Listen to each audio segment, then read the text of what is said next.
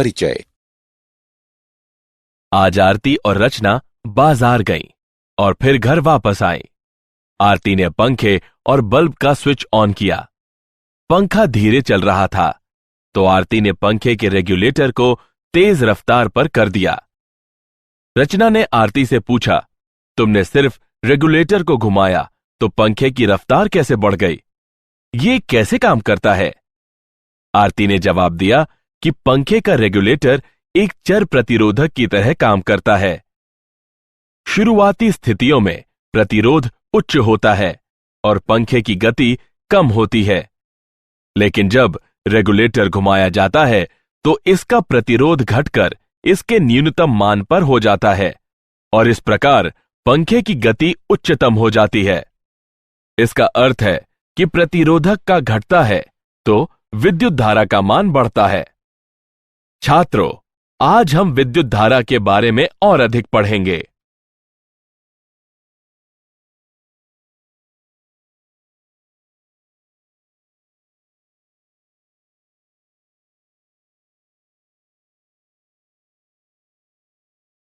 उद्देश्य। इस पाठ के अंत में आप निम्न करने में सक्षम हो जाएंगे: विद्युत धारा को परिभाषित करना, चालकों में विद्युत धारा को समझना, ओम का नियम परिभाषित करना, प्रतिरोधकता की गणना करना, ओम के नियम की सीमाएं जानना, विभिन्न पदार्थों की प्रतिरोधकता का निर्धारण करना, प्रतिरोध की ताप निर्भरता का मूल्यांकन करना, विद्युत ऊर्जा और शक्ति को परिभाषित करना, प्रतिरोधकों के युग्म का मूल्यांकन करना, सेल और इसके संयोजनों को समझना, किरचॉफ नियम को बताना, व्हीटस्टोन सेतु, मीटर सेतु और पोटेंशियोमीटर को परिभाषित करना।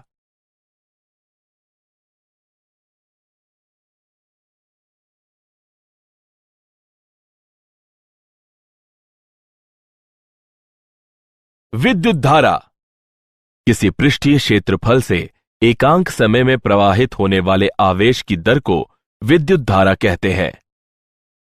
मान लीजिए डेल्टा टी समय में कुल आवेश डेल्टा क्यू क्षेत्र से प्रवाहित होता है। औसत विद्युत धारा डेल्टा बटे डेल्टा होगी। यदि आवेश का प्रवाह स्थिर नहीं है तो तात्क्षणिक विद्युत धारा डी क्यू बटे डी टी होती है। धारा का एसआई मात्रक एम्पियर होता है। धारा का प्रवाह इलेक्ट्रॉन के प्रवाह के विपरीत दिशा में होता है। विद्युत धारा की दिशा धनात्मक आवेशों के प्रवाह की दिशा में ली जाती है।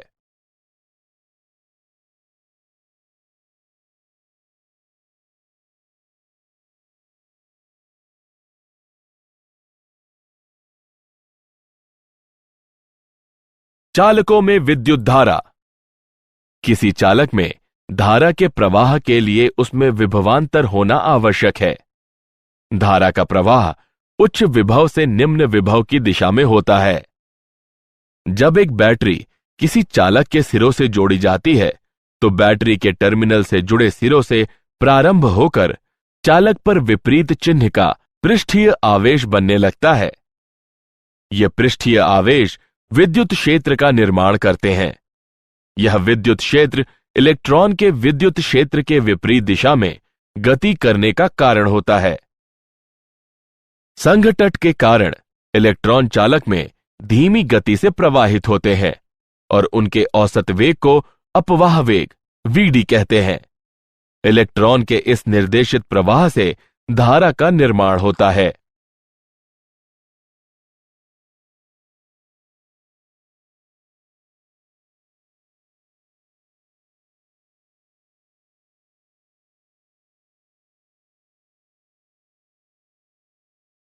ओम का नियम।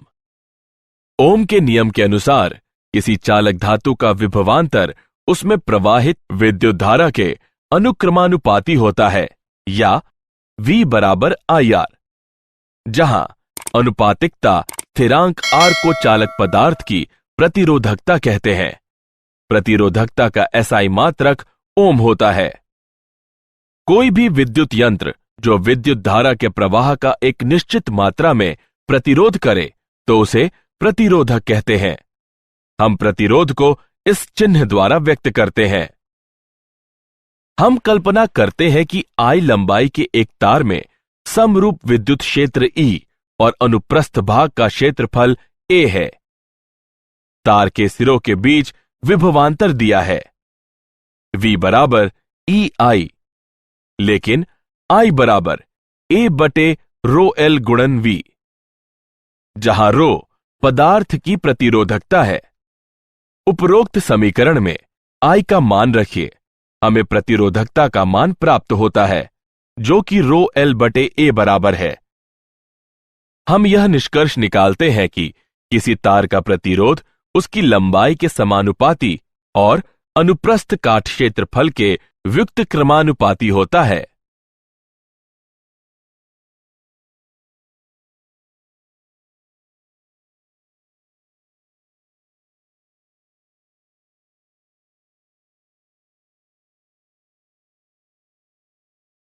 इलेक्ट्रॉन का अपवाह और प्रतिरोधकता का उद्गम।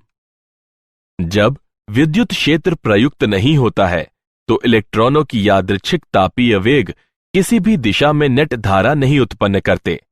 जब विद्युत क्षेत्र प्रयुक्त होता है तो प्रत्येक इलेक्ट्रॉन विद्युत क्षेत्र की दिशा के विपरीत त्वरण महसूस करता है। A बराबर ऋण E बटे M।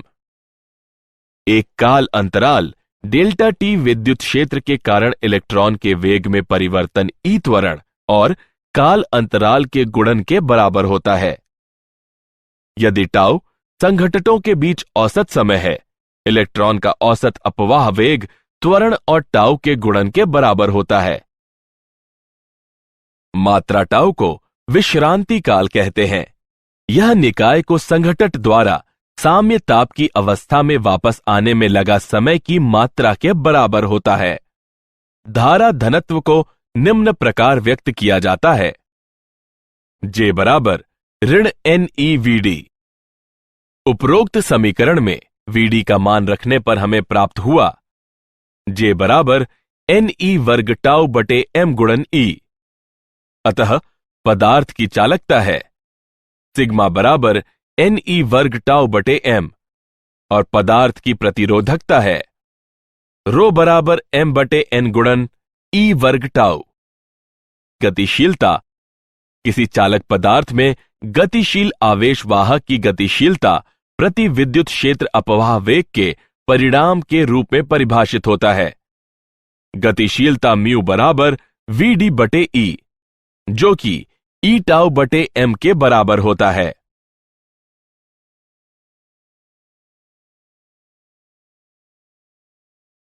ओम के नियम की सीमाएं।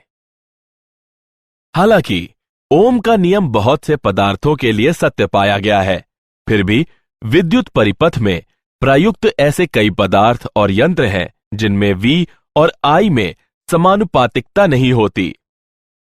विचलन निम्न प्रकार के होते हैं। V और I के बीच संबंध चिन्ह V पर निर्भर करता है। V के परिमाण को स्थिर रख उसकी दिशा उलट देने पर उसी परिमाण की धारा उत्पन्न नहीं करता जैसा कि I विपरीत दिशा में करता है। V I के समानुपाती नहीं रह जाता। समान धारा V के लिए I के एक से अधिक मान होते हैं। इस तरह का व्यवहार करने वाला एक पदार्थ गैलियम आर्सेनाइड है।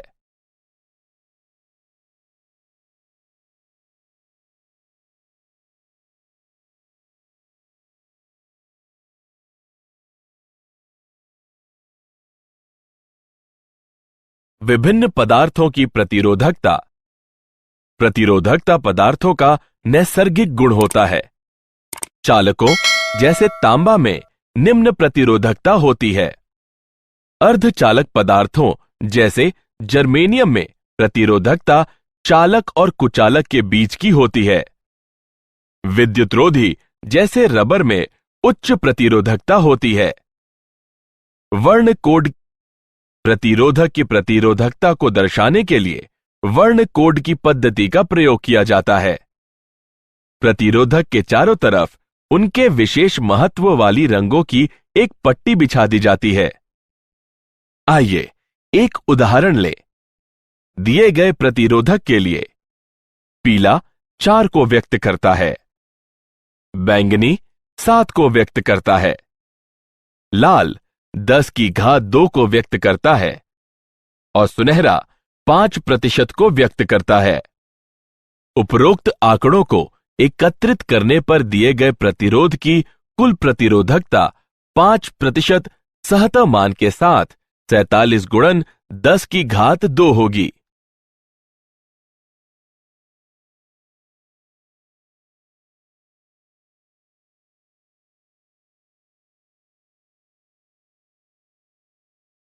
प्रतिरोधकता की ताप पर निर्भरता। किसी पदार्थ की प्रतिरोधकता ताप पर निर्भर करती है। ताप और प्रतिरोधकता का अंतर संबंध निम्न प्रकार व्यक्त किया जाता है, जहां रो और रो नॉट क्रमशः टी और टी नॉट ताप पर प्रतिरोधकताएं हैं। अल्फा को प्रतिरोधकता ताप गुणांक कहते हैं। धातुओं में ताप में वृद्धि के साथ ही प्रतिरोधकता में वृद्धि होती है और अल्फा का मान धनात्मक होता है। मिश्र धातुओं में प्रतिरोधकता बहुत अधिक होती है, लेकिन ताप निर्भरता क्षीण होती है। मिश्र धातु में पूर्ण शून्य ताप पर भी अवशेष प्रतिरोधकता होती है, जबकि शुद्ध धातु में पूर्ण शून्य ताप पर उपेक्षणीय अति न्यून प्रतिरोधकता होती है। अर्धचालकों में ताप में वृद्धि होने पर प्रतिरोधकता कम होती है और अल्फा ऋणात्मक होता है। विद्युत ऊर्जा और शक्ति। कल्पना कीजिए कि एक परिपथ में धारा I है और उसके दो सिरों A और B के बीच विभवांतर V है।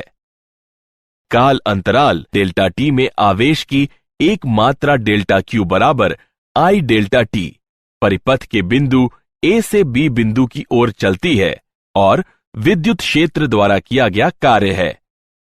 जिस दर से विद्युत ऊर्जा किसी परिपथ के एक भाग में प्रवेश करती है, उसे विद्युत शक्ति निवेश कहते हैं। शक्ति का SI मात्रक वॉट होता है।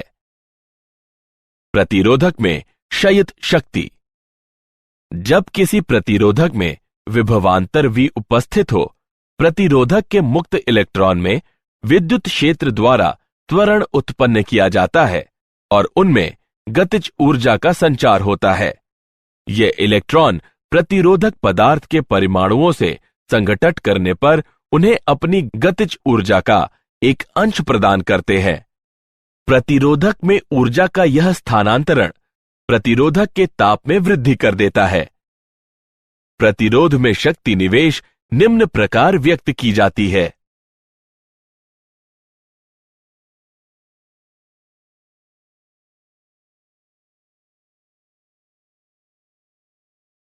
प्रतिरोधकों का संयोजन। दो या अधिक प्रतिरोधकों को किसी भी मात्रा के वांछित मात्रा का तुल्य प्रतिरोध प्राप्त करने के लिए एक दूसरे से एक निश्चित क्रम में संयोजित किया जा सकता है। प्रतिरोधकों के संयोजन सा समतुल्य प्रतिरोध को एक ऐसा एकल प्रतिरोधक माना जाता है जो पूरे संयोजन के वोल्टेज और शेष परिपथ की धारा I में परिवर्तित किए बगैर संयोजन को प्रतिस्थापित कर देता है। प्रतिरोधकों के संयोजन के दो प्रकार हैं, श्रेणी संयोजन और पार्श्व संयोजन। श्रेणी में प्रतिरोध। प्रत्येक प्रतिरोधक में प्रवाहित धारा ही संयोजन में प्रवेश करने वाली धारा होती है। पूरी श्रेणी संयोजन का विभव पात सभी प्रतिरोधकों के विभव पातों के योग के बराबर होता है। श्रेणी में प्रतिरोधकों की किसी भी संख्या के लिए समतुल्य प्रतिरोधक सभी प्रतिरोधकों के योग के बराबर होता है। समतुल्य प्रतिरोध श्रेणी संयोजन के सबसे बड़े प्रतिरोध से बड़ा होता है। पार्श्व प्रतिरोध। प्रत्येक प्रतिरोधक में विभव पात समान होता है। संयोजन में प्रवेश करने वाली कुल धारा सभी प्रतिरोधकों की धारा के योग के बराबर होती है। पार्श्व में प्रतिरोधकों की किसी भी संख्या के लिए।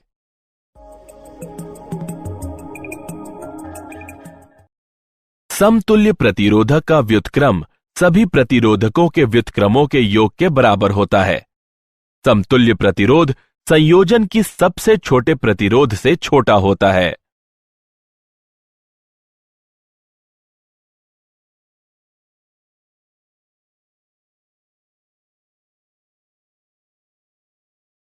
उदाहरण, आइए प्रतिरोधकों के संयोजन का एक उदाहरण लें।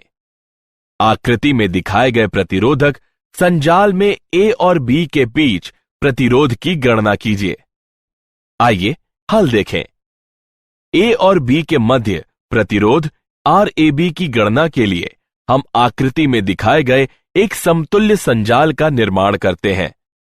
अब हम भुजा GEFH के प्रतिरोध की गणना करते हैं, जो कि 1-1-1 बराबर 3 ओम है। यह भुजा GH के प्रतिरोध के पार्श्व में है। अतः G और H के मध्य प्रभावी प्रतिरोध 0.75 ओम है। अतः A और B के मध्य प्रभावी प्रतिरोध 2.75 ओम है। अब RAB बराबर 1-0.75-1 बराबर 2.75 ओम है।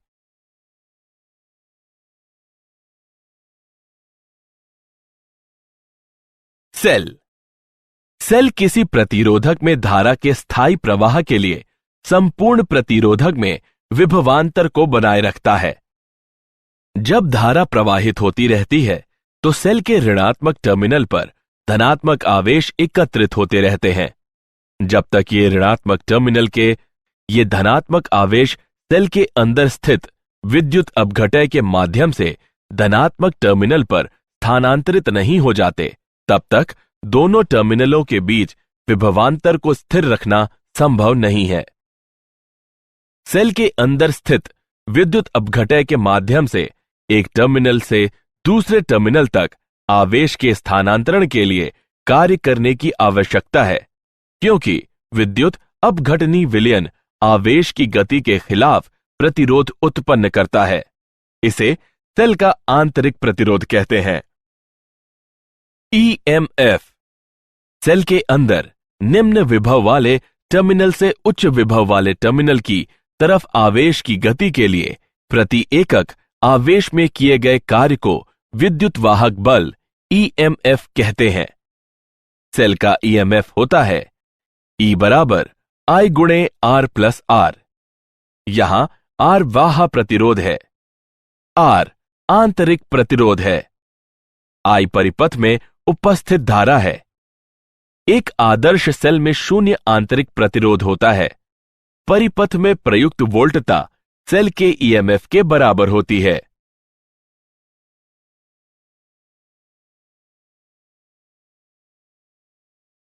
श्रेणी तथा पार्श्वक्रम में सेल।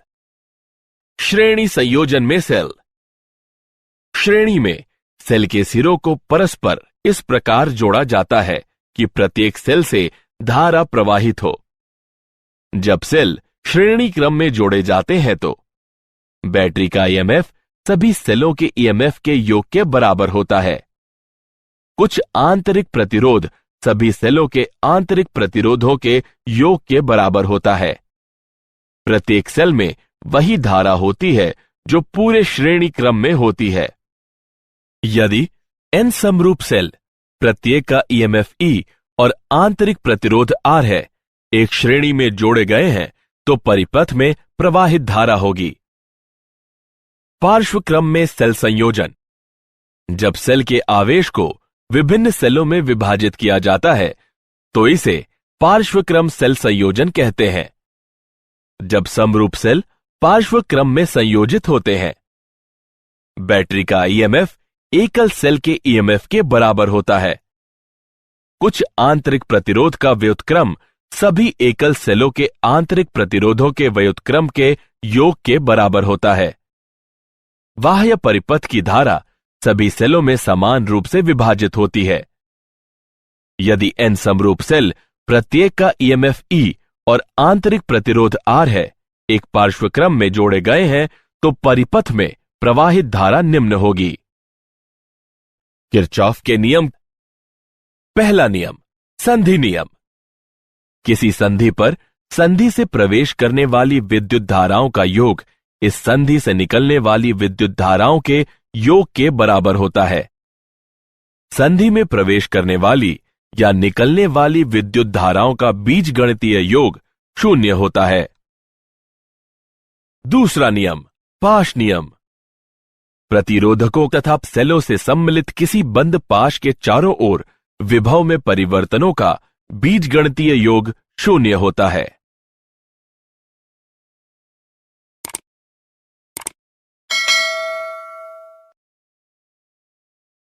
व्हीटस्टोन सेतु। व्हीटस्टोन सेतु एक यंत्र है जिसका प्रयोग अज्ञात प्रतिरोध के मापन के लिए किया जा सकता है।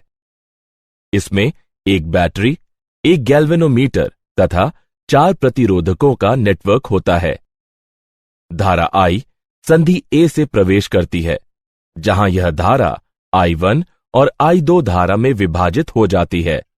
गैल्वेनोमीटर संधि C और D के मध्य सेतु का निर्माण करता है। प्रतिरोधों का मान व्यवस्थित करके गैल्वेनोमीटर में धारा का मान 0 कर दिया जाता है, जो 0 विक्षेप द्वारा इंगित होता है। इस स्थिति में सेतु को संतुलित कहते हैं। संतुलन सेतु के लिए शर्त है। व्हीटस्टोन सेतु उस स्थिति में सर्वाधिक संवेदनशील होता है जब प्रतिरोध R1 और R2 के परिमाण की कोटि समान हो।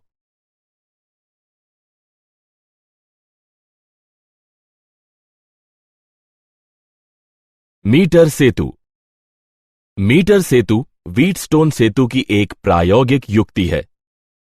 यह यंत्र 1 मीटर लंबे एक समान अनुप्रस्थ काट क्षेत्रफल वाले तार से निर्मित होता है, जिसे 2 टर्मिनलों A और C के बीच एक लकड़ी की पट्टी पर एक समानांतर मीटर स्केल, जो तार के किसी भी भाग की लंबाई माप सकती है, के साथ कस दिया जाता है। हम सेल को पूरे तार, जिसकी लंबाई AC है, से जोड़ देते हैं। गैल्वेनोमीटर का एक सिरा रिक्तियों के मध्य बीचों बीच बिंदु D पर तांबे की पट्टिका से जुड़ा रहता है और दूसरा सिरा एक जॉकी से जुड़ा होता है, जिसे तार के किसी भी वांछित बिंदु से जोड़ा जा सकता है। एक प्रतिरोध बॉक्स R रिक्ति G1 से जुड़ा होता है और अज्ञात प्रतिरोध S रिक्ति G2 से जुड़ा होता है। संतुलन की अवस्था में हम पाते हैं, अज्ञात प्रतिरोध की गणना के लिए हमें केवल संतुलन लंबाई ही की शुद्ध परिगणना करनी होती है।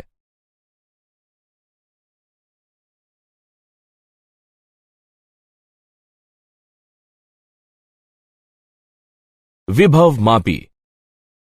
विभव मापी का अनुप्रयोग 2 सेलों या EMF के अन्य 2 स्रोतों के EMF की तुलना करने के लिए किया जाता है। विभव मापी का प्रयोग सेल के आंतरिक प्रतिरोध के मापन, धारा मापीय वोल्ट मापी के अंश शोधन, प्रतिरोधों की तुलना करने और ताप विद्युत EMF के मापन के लिए किया जाता है। विभव मापी का सिद्धांत। एक समान अनुप्रस्थ काट क्षेत्रफल और एक समान संघटन वाले किसी भी लंबाई के तार से जब एक स्थायी विद्युत धारा प्रवाहित होती है, तो उसका विभवांतर उसकी लंबाई के समानुपाती होती है।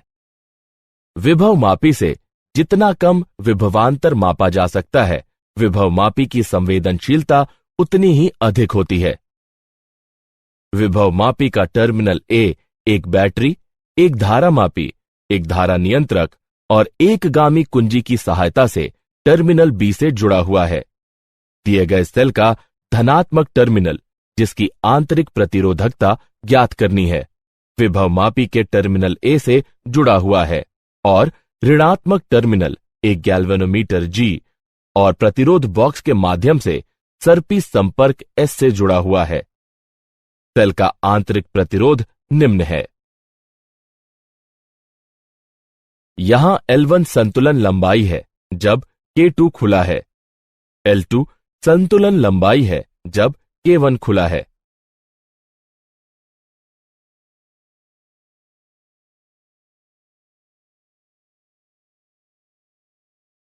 क्या आप जानते हैं, जॉर्ज साइमन ओम विद्युत धारा का विद्युत वाहक बल मापना चाहते थे।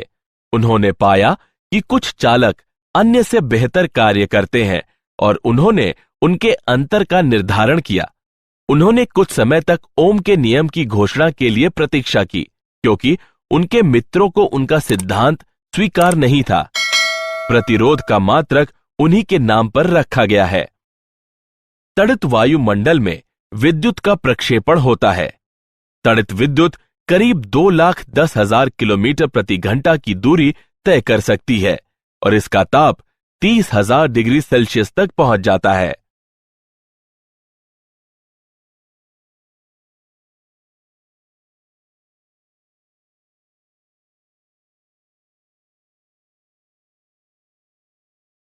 किसी अन्य अवयव जैसे कोई प्रकाश उत्सर्जी डायोड के साथ श्रेणी क्रम में रखी प्रतिरोधक धारा को सुरक्षित मान तक घटा देता है। बैटरी विस्फोट बैटरी के दुरुपयोग या खराबी के कारण होता है, जैसे कि रिचार्ज न होने वाली बैटरी को रिचार्ज करना या बैटरी में शॉर्ट सर्किट हो जाना। कार की बैटरियों में जब शॉर्ट सर्किट से अत्यधिक विद्युत धारा उत्पन्न हो जाती है तो उनके विस्फोट की ज्यादा संभावना होती है।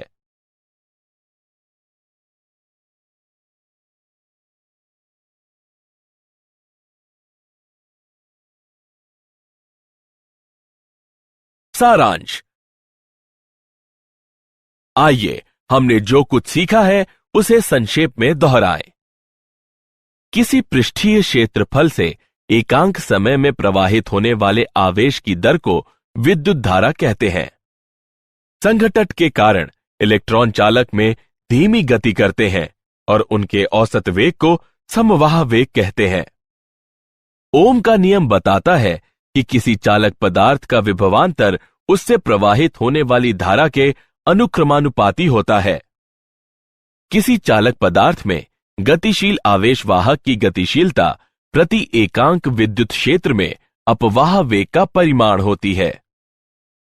प्रतिरोधकों के संयोजन से समतुल्य प्रतिरोध को एक ऐसा एकल प्रतिरोध माना जाता है जो पूरे संयोजन के वोल्टेज और शेष परिपथ की धारा में परिवर्तित किए बगैर संयोजन को प्रतिस्थापित कर देता है।